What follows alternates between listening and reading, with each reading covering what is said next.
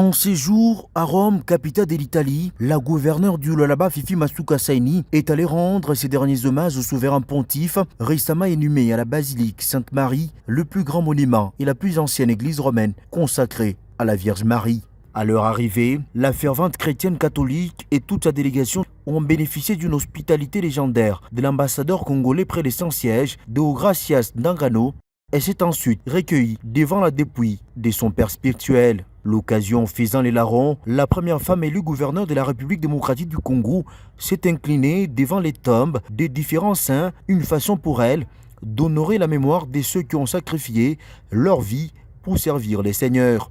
Pour la chef de l'exécutif provincial du Lualaba, le pape François laisse derrière lui l'empreinte d'un défenseur acharné des peuples meurtris. Elle a tenu à saluer la mémoire d'un pontife qui, jusqu'à son dernier souffle, n'a cessé de plaider pour la paix, la justice et la dignité des oubliés de ces mondes. C'était avec une très grande tristesse que nous avions appris la mort du Saint-Père, le pape François.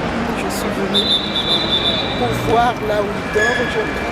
Je suis parmi les 10 derniers à être reçu par le pape. Et ce que j'ai retenu, c'est sa simplicité. C'est son amour pour le plus démuni. Il m'a dit, maman Fifi, la guerre, c'est la mère de la pauvreté. Je reste avec ça. En tant que d'abord femme politique, je ferai de mon mieux pour que je puisse aussi aider afin que la guerre, tout d'abord chez nous, puisse s'arrêter. Fifi Masuka Saini s'est aussi rappelé du passage historique de sa sainteté le pape François en RDC, où dans un discours resté célèbre, avait dénoncé l'exploitation sanglante des ressources naturelles et appelé, dans une formule marquante, à ne pas toucher à la République démocratique du Congo, exhortant ainsi la communauté internationale à rompre avec l'indifférence et agir pour la paix. La première citoyenne du Lualaba et sa délégation ont aussi pris part à une messe dite en la chapelle Paulina où l'officiant du jour a prié pour le peuple congolais et son président Félix Tshisekedi afin que la paix règne dans la partie orientale du pays.